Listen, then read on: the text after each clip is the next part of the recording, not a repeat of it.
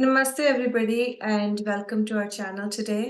ये वीडियो फिर हिंदी में होने वाली है एंड आज हमारे साथ दोबारा से डॉक्टर पीयूष दुबे जी हैं एंड टुडेज टॉपिक है कि एट्थ हाउस एंड उसके बारे में डॉक्टर जी बताएंगे। नमस्ते डॉक्टर पीयूष, वेलकम बैक। नमस्ते एंड थैंक यू। तो जैसा आपने कहा, आज का टॉपिक होने वाला है एट्थ हाउस के ऊपर। देखिए, एट्थ हाउस पे डिस्कस करने से पहले मैं पहले ये बता दूं, 6, 8, 12 इन जनरल प्रॉब्लमेटिक हाउस ही होता है।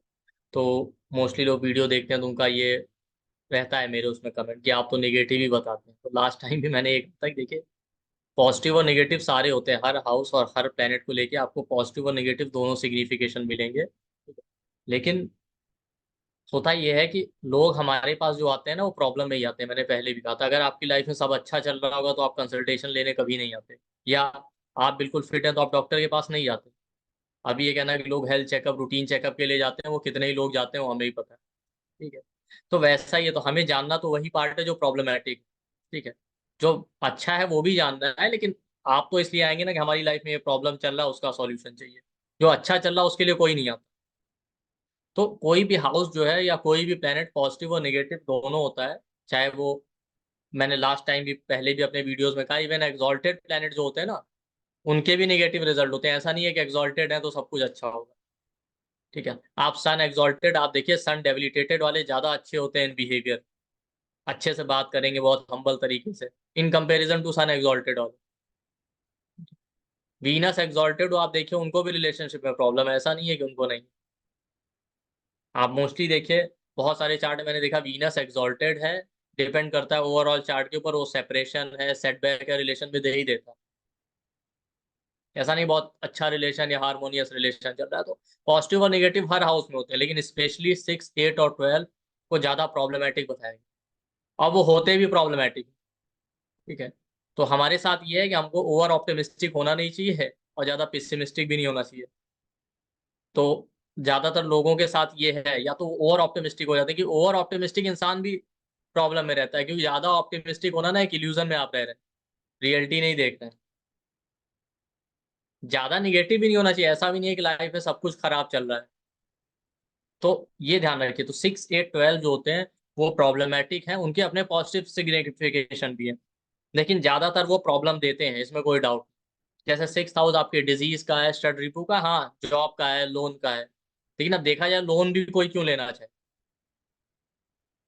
अगर आपके पास बहुत सारा वेल्थ हो ना, तो आप लोन थोड़ी लेना चाहेंगे, कोई नहीं चाहेगा इंटरेस्ट पे कर। हाँ, बड़े बिजनेसमैन की बात एक अलग है कि वो तो लोन पे ही कर रहे हैं क्योंकि उनका वो सिस्टम है, लेकिन नॉर्मल आदमी तो लोन नहीं लेना चाहता। एक मिडिल क्लास इंसान लोन लेने से बचता है। तो क्या पॉजिटिव उसमें? हाँ, एक जॉब उसका पॉजिटिव सिग्निफिकेशन है। एक टाइम बाद लोग जॉब से भी बोर हो जाते हैं, हमको इंडिपेंडेंट होना है, क्योंकि बाई नेचर ह्यूमन का ये टेंडेंसी है कि उसको जो है इंडिपेंडेंट। 8th हाउस आपका पॉजिटिव जो साइड है उसका इनहेरिटेंस है। इनहेरिटेंस है, एस्ट्रोलॉजी है, ऑकल्ट है, साधना है, ये उसके पॉजिटिव साइड है। लेकिन उसका जो प्रॉब्लमेटिक साइड है वो क्रॉनिक डिजीज। ठीक है, मिस्टेक्स है आपके, सडन इवेंट्स है, ups and down. 8th house एक अनऑर्थोडॉक्स हाउस, रूल्स ट्रेंड सारे सबसे हटके वो काम करते हैं। ये सारे 8th हाउस के सिग्निफिकेशन, क्रॉनिक डिजीज हो गया, मिस्टेक्स हो गया आपका, ups and down, sudden events होना, एंजाइटी है, स्ट्रेस है, डिप्रेशन। पॉजिटिव साइड में है कि आपको इनहेरिटेंस मिल सकती है अगर अच्छा होगा, लॉन्जिविटी है, 8th हाउस अच्छा है आपकी लॉन्जिविटी अच्छी होगी। 8th हाउस अगर खराब है तो आपको क्रॉनिक डिजीज दे सकता है।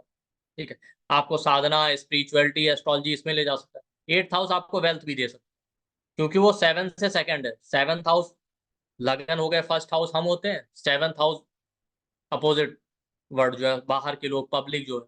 ठीक है, जो लोग हमसे मिलते हैं, जिनसे हम डील करते हैं। तो 8th हाउस 7 से 2 है, दूसरों का पैसा, तो हमको वेल्थ भी दे सकता है, ऐसा नहीं। सेकंड हाउस तो हमारी सेविंग होती है, लेकिन सेविंग तो कैसे भी हो सकती है ना, लेकिन पैसा तो वही है जो आप दूसरों से कमा रहे हैं ना। तो आप इसीलिए देखिए, 8th और 7th दोनों एक दूसरे के अपोजिट है, एक दूसरे से 7th। 7th हाउस होता है हमारे लाइफ पार्टनर का, 7th हाउस होता है कंप्लीशन का, जो हमको कंप्लीट करता है। राइट, तो सेकंड हाउस आपका वेल्थ है, सेकंड से 7th 8th उसको कंप्लीट कर रहा है। तो 8th हाउस दूसरों का पैसा, भाई दूसरों से अर्न करेंगे तभी तो सेव करेंगे। ऐसा तो है नहीं कि अपना ही पैसा रखा है एक अकाउंट में निकाल के दूसरे बैंक अकाउंट में डाल दिया तो उसको आप सेविंग करें, राइट। लेकिन सेवंथ हाउस मारक भी होता है। तो एट्थ हाउस सेकंड से सेवंथ, कोई क्रॉनिक डिजीज आ जाए, आपको लाइफ में सडन क्राइसिस आ जाए, एट्थ हाउस स्कैंडल क्राइसिस का भी, तो आपके वेल्थ के लिए मारक भी, आपका पैसा सेविंग जो है खत्म हो जाएगा। तो हर हाउस इसी तरीके से बिहेव करता है, उसके पॉजिटिव और नेगेटिव दोनों साइड। एट्थ हाउस आपको पैसा दे सकता है, इसीलिए आप देखें एट्थ हाउस का जो पॉजिटिव साइड है कि अगर 2, 8, 12 प्रोमिनेंट हो किसी के चार्ट या कनेक्टेड हो और बाकी चार्ट भी सपोर्ट कर रहा है, तो इंसान के पास बहुत पैसा होता है, बहुत पैसा इंसान के पास, ठीक है। और भी कॉम्बिनेशन देखने पड़ेंगे और मैसिव वेल्थ आप जिसे कह सकते हैं। बट ये वो लोग होते हैं, दशा ट्रांजिट आप देखिए कि बैंक्रप्सी भी होती है, एट्थ हाउस बैंक्रप्सी का पैसा आ तो जाता है, लेकिन उस तरीके पैसा आएगा बम्पर, लेकिन सेव नहीं हो पाएगा, हो सकता है उसी तरीके से चला जाए।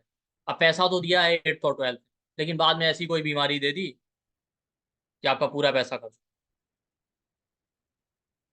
या कुछ ऐसा लाइफ में सडन इवेंट हुआ, आप बैंकरप्ट हो गए। आप देखिए बड़े बड़े बिजनेसमैन, ये क्या होता है, उनके पास पैसा बहुत होता है लेकिन बैंकरप्ट हो जाते हैं कई। मैंने मोस्टली लोगों के चार्ट में देखा, ट्वेल्थ हाउस लोग समझते हैं एक्सपेंसेस का है, लेकिन वही ट्वेल्थ हाउस इन्वेस्टमेंट का है। तो 2, 8, 12 कनेक्टेड हो, पैसा बहुत आता है, पैसा खर्च होगा आएगा भाई, जिसके पास खर्च होगा उसी के पास आएगा। इन्वेस्टमेंट भी एक तरह का खर्च होता है, बड़े बिजनेसमैन जितने उन्होंने लोन ले रखा है, इतने हजार करोड़ का लोन है, मिलियंस का, बिलियंस का, लेकिन उनकी वेल्थ भी तो देखिए। देखने अगर लाइफ में कोई क्राइसिस कुछ इस तरीके से आ जाए तो वो लोन ही है, आप ये समझिए, बैंकरप्ट हो जाते हैं बड़े बड़े कंपनी। तो एट्थ हाउस का ये पॉजिटिव साइन है कि वो आपको पैसा दे देगा।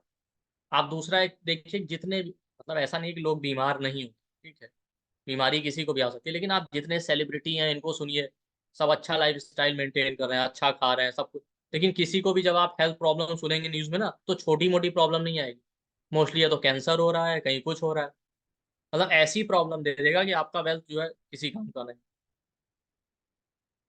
तो वो एट्थ हाउस है, तो एट्थ हाउस का ये पॉजिटिव साइड है कि एट्थ हाउस सपोर्ट कर रहा है, आपको अच्छी लॉन्जिविटी देगा, वेल्थ देगा।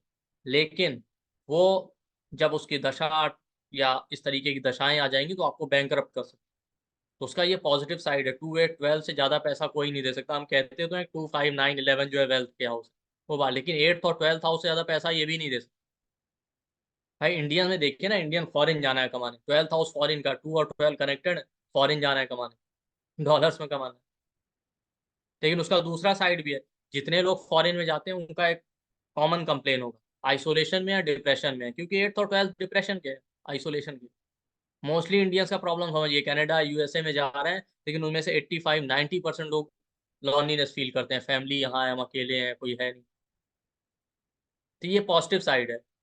अब निगेटिव साइड क्या होता है, बेसिकली एट्थ हाउस सेकंड से सेवंथ, ये बात ठीक है, सेकंड हाउस फूड हैबिट का, एट्थ हाउस टॉयलेट है, डाइजेस्ट करने के बाद जो है, डाइजेशन तभी अच्छा रहेगा ना जब आपका मॉर्निंग रूटीन अच्छा है, लेकिन अगर वो खराब हो जाए तो डाइजेशन नहीं अच्छा रहेगा। एट्थ हाउस 9 से 12 है, सबसे इंपॉर्टेंट बात ये, नाइन्थ हाउस आपके फॉर्च्यून का है, नाइन्थ हाउस आपके गाइडेंस का है, गुरु का। 9 से 12 है एट्थ हाउस। तो ट्वेल्थ हाउस लॉस का होता है, eighth house loss of Fortune, miss Fortune, इसीलिए क्राइसिस, स्कैंडल। 8, 6, 8, 12 डार्क हाउस का, eighth house loss of guidance का, आपको जल्दी गाइडेंस नहीं मिली।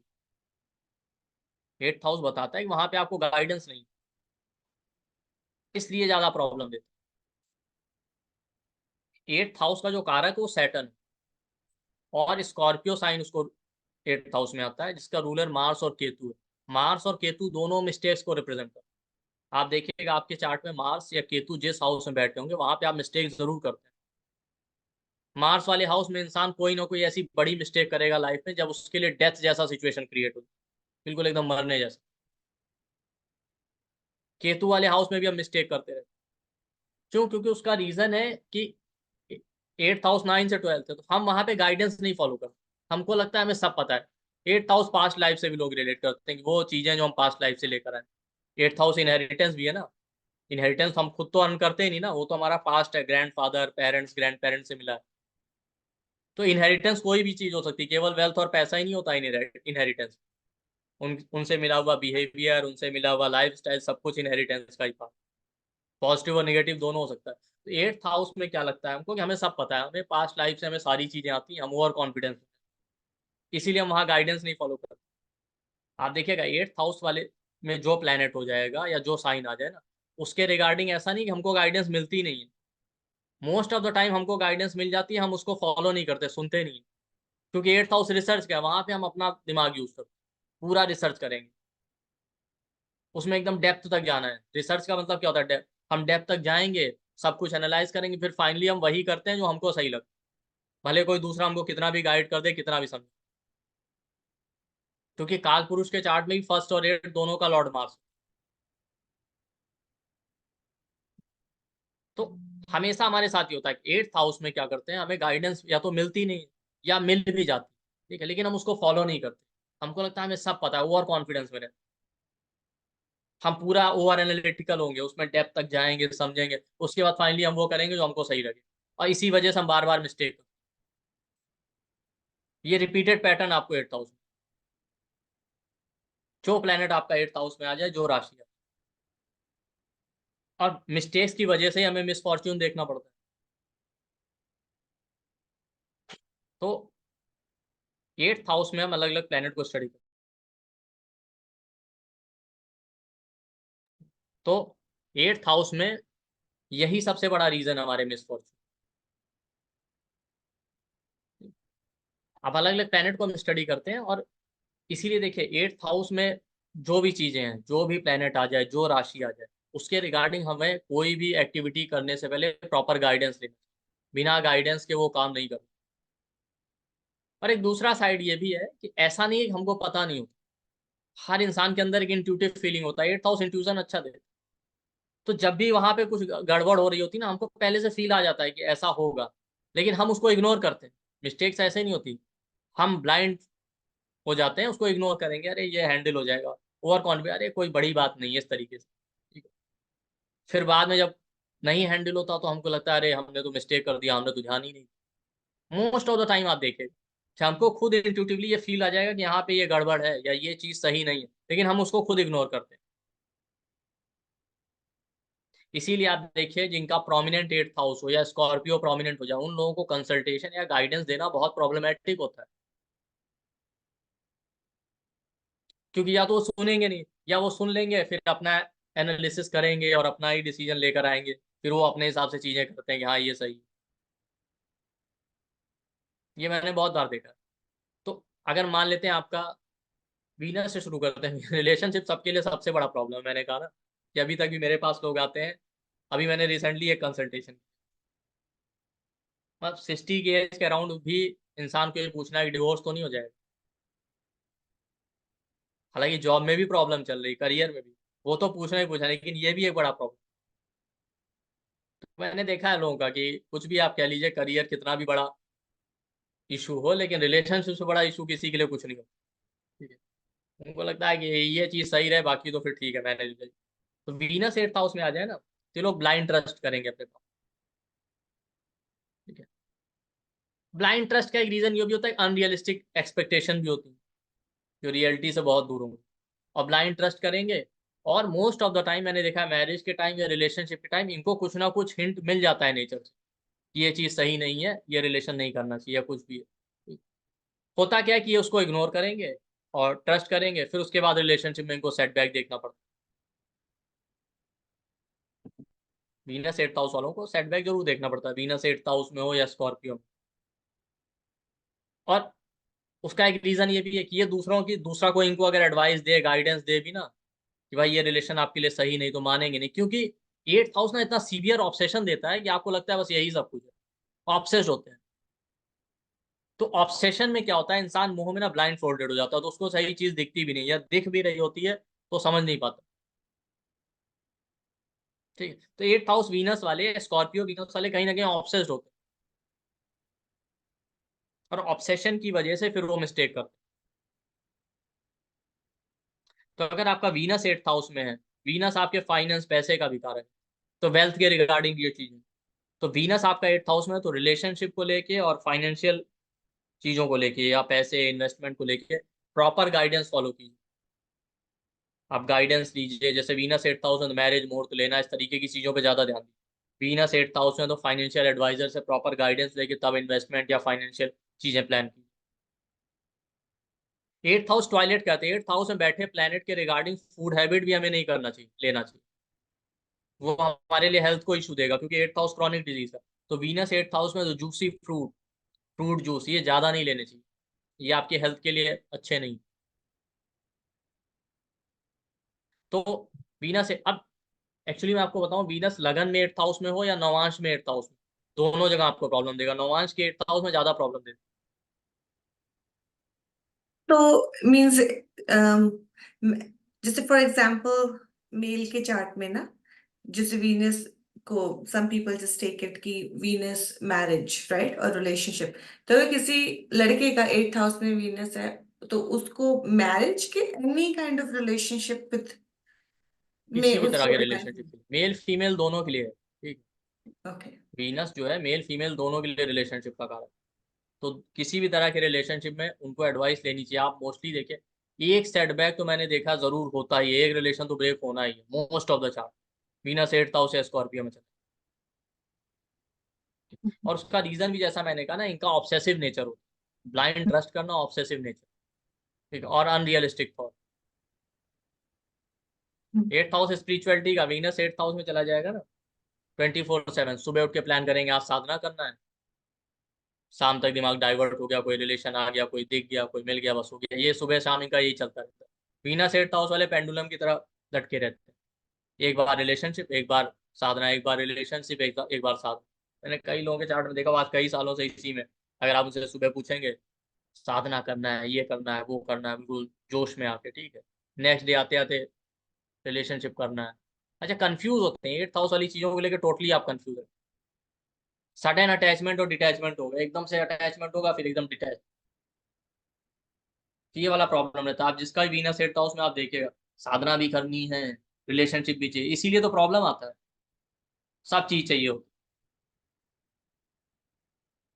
तो ये वीनस हो गया। वीनस के बाद मून ले लेते हैं। मून को एट्थ हाउस में मरण कारक कहा गया। इमोशंस पे कंट्रोल ना होने की वजह से इंसान मिस्टेक, ठीक है, ओवर इमोशनल हो जाना या बिल्कुल भी इमोशनल नहीं, इमोशन से बैलेंस नहीं, इस वजह से इंसान मिस्टेक करेगा। तो अपने इमोशंस पे कंट्रोल, इमोशनल होकर डिसीजन मत लीजिए, क्योंकि एट्थ हाउस वाली चीजें आपको ओवर थिंकिंग एंजाइटी बहुत देती है। सोचते तो आप बहुत हैं, ज्यादा सोचने की वजह से ही तो गड़बड़ कर। वीनस एट्थ हाउस में सोच रहे हैं रिलेशनशिप को लेकर, ये करना है, वो करना है, इस तरीके से करना। मून एट्थ हाउस में आ गया, इंसान के साथ ओवर थिंकिंग एंजाइटी का प्रॉब्लम रहे, कि मून आपका मन है, इमोशन। तो इमोशनल होकर आप मिस्टेक करेंगे। मून आपकी हेल्थ को रिप्रेजेंट कर, ये वो लोग होते हैं जो खुद के डॉक्टर होते हैं। कोई प्रॉब्लम आ जाएगा, डॉक्टर के पास नहीं जाएंगे, खुद से ही पहले सारा ट्रीटमेंट ट्राई करें, और पता चला वो ट्रीटमेंट ट्राई करते करते करते करते प्रॉब्लम इतनी बढ़ गई, जब डॉक्टर के पास गए ना, तो डॉक्टर भी कुछ नहीं कर पाता। तो अगर आपको हेल्थ इशू आ रहा है, आप डॉक्टर से कंसल्ट कीजिए, आप खुद के डॉक्टर बनने की कोशिश मत कीजिए। मदर की हेल्थ को लेके ज्यादा ओवर कॉन्फिडेंस में ना रहे, ठीक है। मदर को अगर हेल्थ इशू है तो ये नहीं कि खुद से ही, जैसे हमारे यहाँ तो अक्सर ही ऐसा होता है, अच्छा कोई प्रॉब्लम आया, पेन हो रहा है, लो पेन किलर ले लो, कुछ दिन तो यही चलाते रहे। ऐसा मत कीजिए, आप डॉक्टर से कंसल्ट। इंसान मदर की हेल्थ को लेके, खुद की हेल्थ को लेके, खुद के इमोशंस की वजह से बार बार मिस्टेक और गाइडेंस नहीं फॉलो। इनको आप गाइडेंस दे भी देंगे तो ठीक है, इनको लगेगा हम जो कर रहे हैं वही सही। आप जो है, मून जो है मिल्क को रिप्रेजेंट करता है, मिल्क है, मिल्क प्रोडक्ट कम से कम लीजिए, अवॉइड कीजिए। मून वाटर भी है ना, पानी भी लिमिट में पीजिए। कुछ लोगों को क्या लगता है नहीं, पानी ज्यादा से ज्यादा पीना चाहिए, ऐसा कुछ नहीं, वो आपके बॉडी टाइप पे डिपेंड करता है कि आपका बॉडी वात पित्त कफ कौन से टाइप का, उसके हिसाब से। ऐसा नहीं है कि आपको ज्यादा ही पानी। तो मिल्क, मिल्क प्रोडक्ट, ये सारी चीजें अवॉइड कीजिए, कम से कम लीजिए, अदरवाइज ये हेल्थ हेल्थ के लिए आपको प्रॉब्लम, ठीक है। और हेल्थ के रिगार्डिंग जब भी ये डॉक्टर से कंसल्ट कीजिए। आप देखिए, जो ये प्लेनेट आ रहे हैं, इनके सिग्निफिकेशंस को हम देख रहे हैं, आप इनके लॉर्डशिप को भी ले सकते हैं। मान लेते हैं मून आपका सेकंड हाउस में चला जाए, सॉरी मून सेकंड लॉर्ड है और एट्थ में बैठ गया, तो फाइनेंसेस को लेके हमेशा एडवाइस।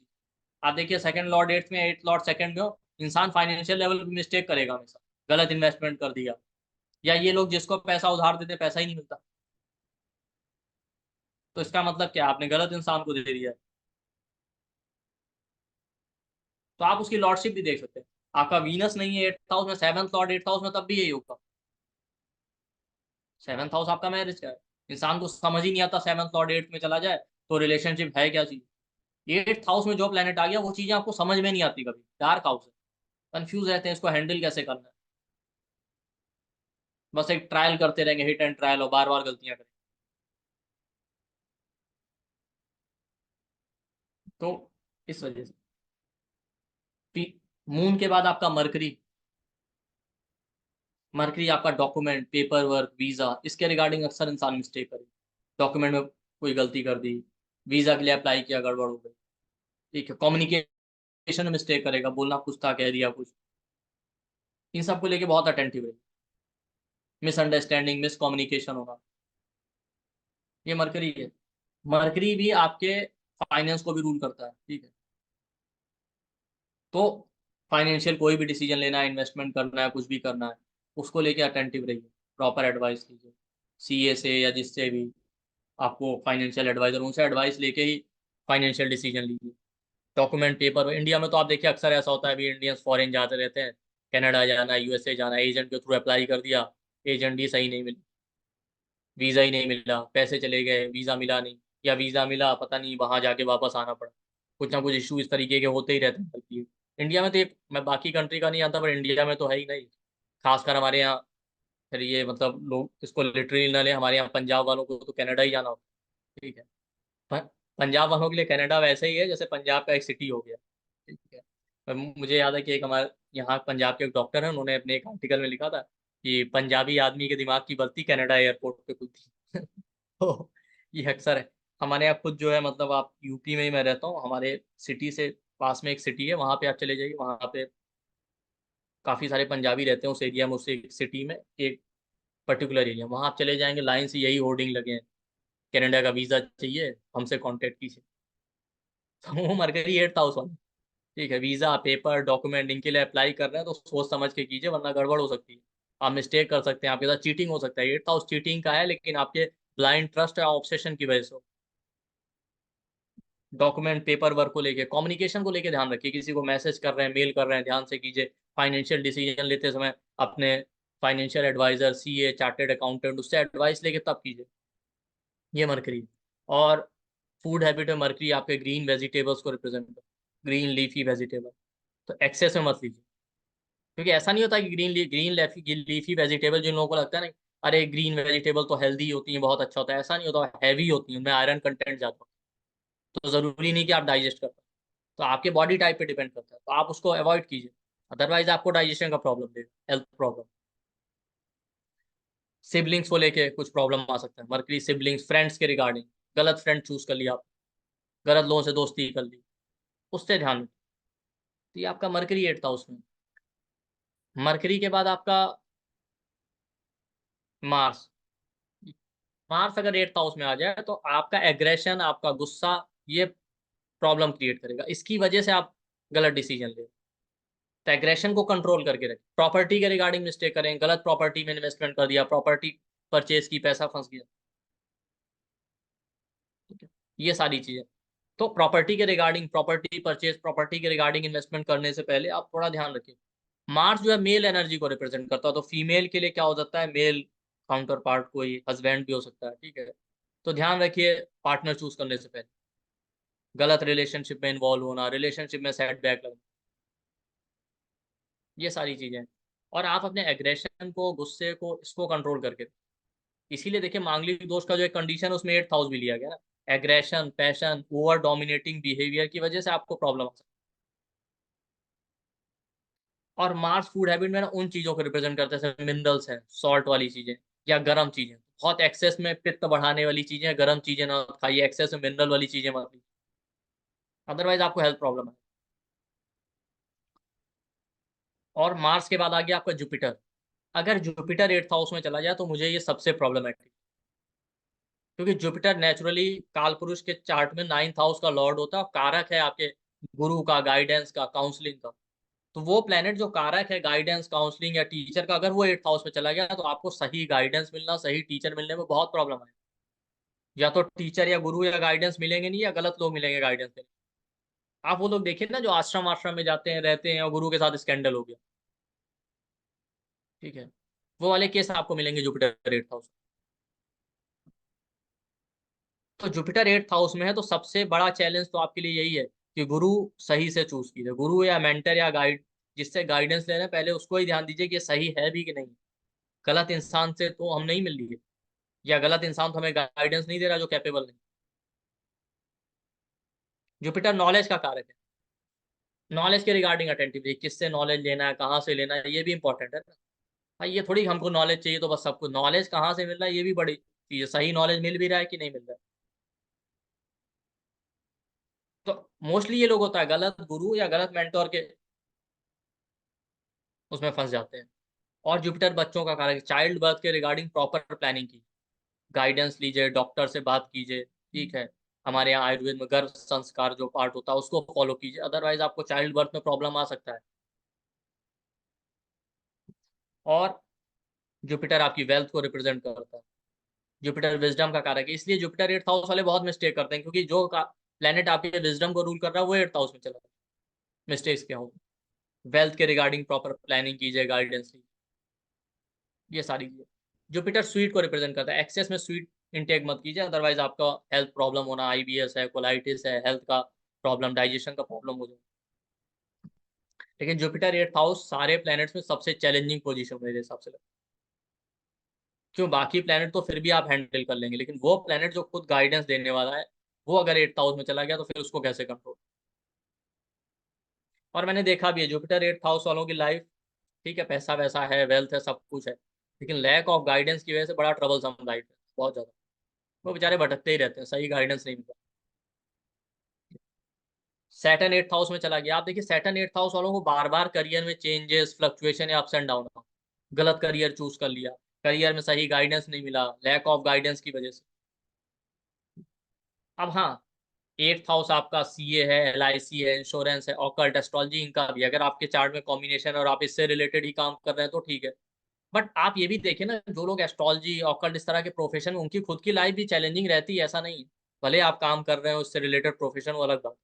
तो सैटर्न 8th हाउस वाला बार बार करियर में फ्लक्चुएशन या चेंजेस देगा, और ये इंसान मिस्टेक करता है, गलत करियर चूज कर लिया, गलत जॉब में स्विच कर लिया। सैटर्न 8th हाउस और सैटर्न केतु के साथ है तो ये प्रॉब्लम रहता है। जैसे अभी मैंने एक कंसल्टेशन किया था, उसमें एक नेटिव का अच्छा जॉब चल रहा, ठीक है, उसने पता नहीं क्या सोच के स्विच कर लिया बिना सोचे सब। अच्छा पैकेज सब कुछ था, जहाँ पे उसने स्विच किया उसका पैकेज वहां से पहले वाली कंपनी से भी आधा कम, लेस देन हाफ। तो मैंने कहा आपने किया क्यों, तो खुद नहीं पता, वो सोच रहा है दूसरा जॉब ढूंढने के लिए। तो इस तरह की मिस्टेक करो। तो करियर के रिगार्डिंग प्रॉपर गाइडेंस लीजिए, गाइडेंस लेना है, काउंसलिंग लीजिए, सोच समझ के प्लान करके तब करियर के रिगार्डिंग जो भी डिसीजन लेना लीजिए। सैटर्न डिजीज का कारक, हेल्थ को लेके बहुत अटेंटिव है, हेल्थ के रिगार्डिंग कोई भी इस तरह का डिसीजन मत लीजिए जो आपकी हेल्थ को खराब करे। डॉक्टर से कंसल्ट कीजिए, एक्सरसाइज कीजिए, जो भी है प्रॉपर गाइडेंस लेके सब कुछ कीजिए, तभी आपकी हेल्थ अच्छी रहेगी। तो ये सारी चीजें सैटर्न रूल करता है। और सैटर्न आपका रिप्रेजेंट करता है कोल्ड रेफ्रिजरेटेड चीजों, स्टेल फूड। तो एक्सेस में स्टेल फूड मत लीजिए, कोल्ड रेफ्रिजरेटेड चीजें मत लीजिए, और मिनरल वाली चीजें बहुत ज्यादा मत लीजिए, अदरवाइज आपका हेल्थ खराब हो। सैटर्न 8th हाउस वाले जो अगर स्टेल कोल्ड रेफ्रिजरेटेड फूड लेते हैं तो प्रॉब्लम तो आता ही, क्योंकि 8th हाउस में बैठ के प्लेनेट सेकंड हाउस पे एस्पेक्ट डालता है, तो आपकी फूड हैबिट तो खराब करता है वो प्लेनेट। सैटर्न के बाद आके आपका राहु केतु, राहु 8th हाउस में बैठ जाए ना, तो राहु रिसर्च का कारक है, फॉरेन, फॉरेन जाना नहीं था चले गए ये सोच के, फॉरेन चले जाएंगे तो करियर सेटल हो जाएगा, इस तरीके। तो फॉरेन अगर आपको जाना है, फॉरेन रिलेटेड कोई भी डिसीजन लेना है, तो प्रॉपर एनालिसिस करके लीजिए। जैसे हमारे यहाँ मैंने बताया ना, इंडिया में तो अभी कम हो गया है, अभी आज से 8 to 10 ईयर्स पहले तो बड़ा क्रेज था, फॉरेन ही जाना है करियर के लिए, ज्यादा अर्निंग होगी फॉरेन में, यहाँ तो हो ही नहीं सकती, यूएसए कनाडा इनका बड़ा क्रेज था। अभी थोड़ा डाउन होता है, ठीक है, अभी धीरे धीरे करके कम हो गया, लेकिन फिर भी अभी कुछ कंट्रीज में तो है, कुछ पर्टिकुलर सेक्शन ऐसे हैं हमारे यहाँ कम्युनिटी में जो हैं, उनको अभी भी क्रेज है। जैसे एक कम्युनिटी ऐसी है जिनको दुबई, जिनको गल्फ कंट्रीज का बड़ा क्रेज है, सऊदी अरब चले जाएंगे, दुबई चले जाएंगे, ठीक है। और बाकी मैंने बताया आपको कनाडा वाली एक लॉबी अलग, लेकिन उनको ये नहीं पता होता कि वहां जाके करेंगे क्या, या वहां जाके आपको एज अ लेबर ही काम करना है, तो उससे बेटर तो यहीं भी, ऐसा थोड़ी कि यहाँ नहीं कमा सकते। तो आप देखिए प्रॉपर एनालिसिस करके, कंसल्टेशन चार्ट रीडिंग करके या करियर काउंसलर से भाई फॉरेन में जाके आपके लिए सुटेबल है भी कि नहीं। अदरवाइज आप मिस्टेक करेंगे फॉरेन जाकर। फॉरेन जाना ही अपने आप में मिस्टेक हो जाएगा। फॉरेनर्स आपको चीट कर सकते हैं। फॉरेन कास्ट कल्चर कम्युनिटी या दूसरे कास्ट कल्चर कम्युनिटी के लोगों से डील करते हुए हमेशा अटेंटिव रहिए। फॉरेन का मतलब अदर कंट्री नहीं होता, दूसरे कास्ट कल्चर कम्युनिटी के लोग हो सकते हैं। जैसे अभी आप नॉर्थ इंडिया में रह रहे हैं, साउथ वाले भी आपके लिए दूसरे कल्चर के हो, तो ये ध्यान रखिए, अदरवाइज आपको प्रॉब्लम आएगा। ठीक है। राहु है तो ज्यादा junk food fast food intake कम कीजिए, ओ वरना आपका हेल्थ और डाइजेशन का प्रॉब्लम है। केतु बैठ जाए, केतु अपनी कम्युनिटी को रिप्रेजेंट कर, अपने कम्युनिटी कल्चर के लोगों से ही डील करते हुए अटेंटिव रहिए, उनसे ही आपको प्रॉब्लम है। होगा क्या, जैसा मैंने कहा ना, 8th हाउस वाली चीजें आपको समझ में नहीं आती, तो आपको अपने कास्ट कल्चर के लोग समझ में नहीं आएंगे कि इनको हैंडल कैसे करना, तो उनसे अटेंटिव रहिए, अदरवाइज आपको प्रॉब्लम आएगा। मिस्टेक, केतु खुद मिस्टेक का कारक है। 8th हाउस केतु वाले बहुत मिस्टेक करते हैं, स्पिरिचुअलिटी साधना इसको लेके भी बहुत मिस्टेक करते हैं। उनको क्या करें, वो खुद से ट्राई करेंगे, मंत्र चैंटिंग साधना ये सारे इससे रिलेटेड, स्पिरिचुअलिटी से रिलेटेड जितनी चीजें हैं ना, केतु 8th हाउस वाला पहले खुद ट्राई करेगा, 2-3 बार मिस्टेक करेगा। एस्ट्रोलॉजी सीखनी है पहले खुद से स्टार्ट करेगा।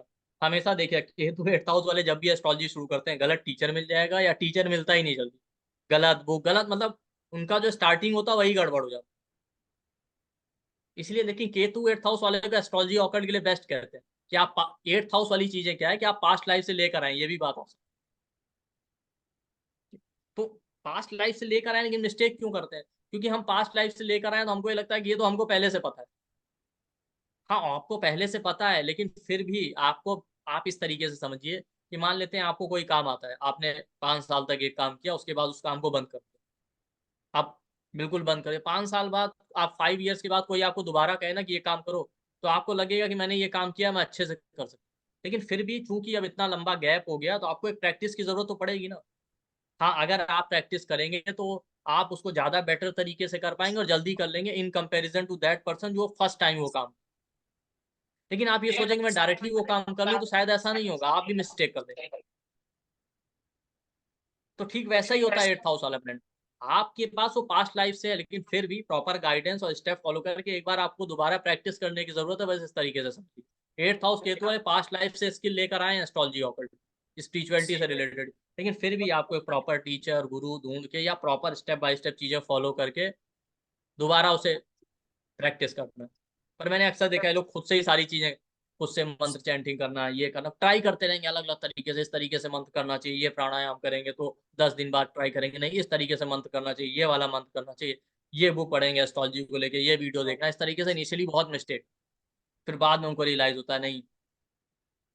तो केतु 8th हाउस में तो स्पिरिचुअलिटी साधना, मंत्र चैंटिंग, एस्ट्रोलॉजी ऑकल्ट, इसके रिगार्डिंग आप प्रॉपर गाइडेंस दीजिए, गुरु ढूंढिए, टीचर ढूंढिए, तब चीजें फॉलो कीजिए, अदरवाइज आप बार बार मिस्टेक करेंगे। केतु 8th हाउस में तो फिश है, इस तरीके की चीजें ज्यादा करना, केतु इंसेक्ट को रिप्रेजेंट करता है, कुछ कंट्रीज में इंसेक्ट भी खाते हैं, ठीक, तो वो अवॉइड कीजिए वरना आपकी हेल्थ को प्रॉब्लम। तो ये हो गया 8th house planet. 8th house के प्लेनेट का सॉल्यूशन ये, वो चीजें पास्ट लाइफ से आपके पास है, ये बात फैक्ट है। अगर आप वहां पे प्रॉपर गाइडेंस लेके प्रॉपर तरीके से चीजें फॉलो करते हैं, तो आप वहां पे किसी को भी पीछे छोड़ सकते हैं, आपको कोई रोक नहीं पाएगा, क्योंकि केतु फ्लैग को रिप्रेजेंट करता है, आप वहां पे झंडे गाड़ दें। लेकिन प्रॉपर गाइडेंस ना फॉलो करने की वजह से इंसान बार बार मिस्टेक करता रहता है और सेटबैक देगा। वीनस 8th हाउस वालों को आप देखिए ना, उन्हें सब पता है रिलेशनशिप। आप पूछ के देखेंगे वो सारी चीज बता देंगे, लेकिन फिर भी मिस्टेक करते हैं अपने रिलेशन। तो पता तो सब है, लेकिन एक्चुअली जब इम्प्लीमेंट करने की बारी आती है 8th हाउस में जो प्लेनेट है उसके रिगार्डिंग, तो इम्प्लीमेंटेशन कैसे करना उसमें हम मिस्टेक करते हैं, वही तो हमें सीखना है दोबारा से। थ्योरी और प्रैक्टिकल दोनों चीजें होनी चाहिए।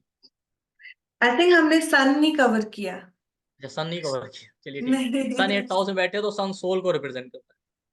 सन मून लगन लॉर्ड आपका 8th में चला जाए तो ये प्रॉब्लमेटिक सिचुएशन, आपकी आत्मा ही 8th हाउस में चली, ठीक है। हम्म। तो ऐसा नेटिव खुद ही मिस्टेक करेगा, इनका भी कंडीशन वही होगा कि ये गाइडेंस नहीं फॉलो करेंगे। सन आपकी इम्यूनिटी को रिप्रेजेंट, हेल्थ प्रॉब्लम आ रहा है, आपको लोग गाइडेंस देंगे भाई ये मत करो, ये मत खाया करो, फॉलो नहीं करना। सन आपका गवर्नमेंट अथॉरिटेटिव लोगों को रिप्रेजेंट, गवर्नमेंट से कैसे डील करना है, बॉस से कैसे डील करना है इनको पता ही नहीं, या वहां से सेटबैक आएगा,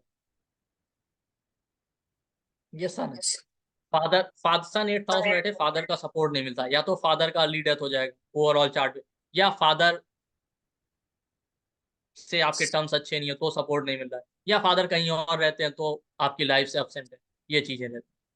तो किसी ने, या मैंने देखा सन 8th हाउस में बैठे तो ऐसा भी होता है, फादर है लेकिन किसी ना किसी रीजन की वजह से रिस्पॉन्सिबिलिटीज हैं, बर्डन है, तो वो बच्चे पे ध्यान नहीं देते। तो सन 8th हाउस वाले हो तो आपको प्रॉपर गाइडेंस काउंसलिंग लेना चाहिए अपनी हेल्थ के रिगार्डिंग, इम्यूनिटी को लेके, ठीक है। आपको आई साइड बोन्स का प्रॉब्लम दे सकता है।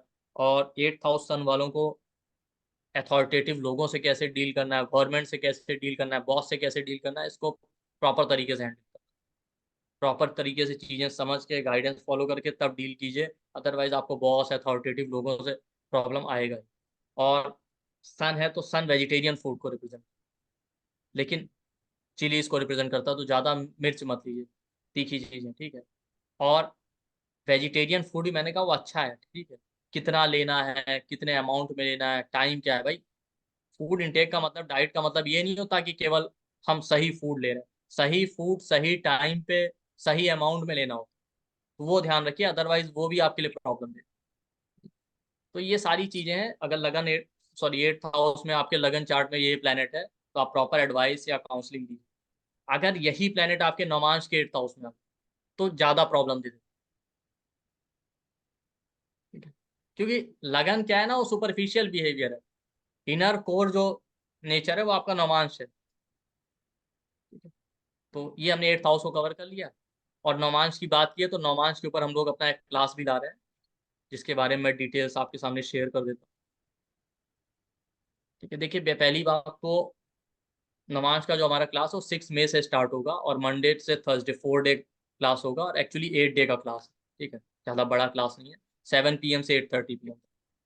देखिए नमाज के साथ होता क्या है कि नमाज में हमको लगता है केवल मैरिज और रिलेशनशिप के लिए देखना होता है, ऐसा नहीं है। आपको नमाज हर प्रॉब्लम या हर एक इवेंट के लिए देखना होता है। बिना नमाज के आप रीडिंग कर ही नहीं सकते केवल लगन चार्ट से। प्लैनेट का एक्चुअल स्ट्रेंथ, एक्चुअल जो उसका रिजल्ट है वो आपको नमाज से ही पता चले। तो इसलिए नवांश चार्ट बहुत इंपॉर्टेंट। तो ये क्लास हमारा 6 मई से स्टार्ट होगा नेक्स्ट मंथ में, और मंडे से थर्सडे 7 PM से 8:30 PM तक रिकॉर्डिंग सर PDF सब कुछ आपको अवेलेबल होगा। इसका एनर्जी एक्सचेंज आप लिखा हुआ है आपको 6666, लेकिन हमारे यहाँ अलग अलग डिस्काउंट ऑफर अवेलेबल रहते हैं। तो जिसको भी क्लास में एनरोल करना है, इसमें जो नंबर दिए हुए हैं 9990369555, इस पे व्हाट्सएप या कॉल करके बाकी डिटेल्स ले सकते हैं। बाकी वीडियो के डिस्क्रिप्शन बॉक्स में आपको चैनल का लिंक और डिटेल मिल जाएगा, वहां से आप हमारे चैनल पे कांटेक्ट करके ज्वाइन कर सकते you. Thank you so much. And सो मैं आपका लिंक नीचे में डाल दूंगी डॉक्टर पीयूष दुबे का। और अगर आपको कोई क्वेश्चंस है आप इनको डायरेक्टली लिंक पे कांटेक्ट कर सकते हैं, और you can write a comment below. Thank you हैं। सो वैसे मच। 8th हाउस के रिगार्डिंग प्रॉब्लम आएगी तो लोग कांटेक्ट नहीं करेंगे, वो खुद से डील करेंगे, या इसलिए। या thank you so much Piyush ji. Thank नमस्ते। यू, नमस्ते।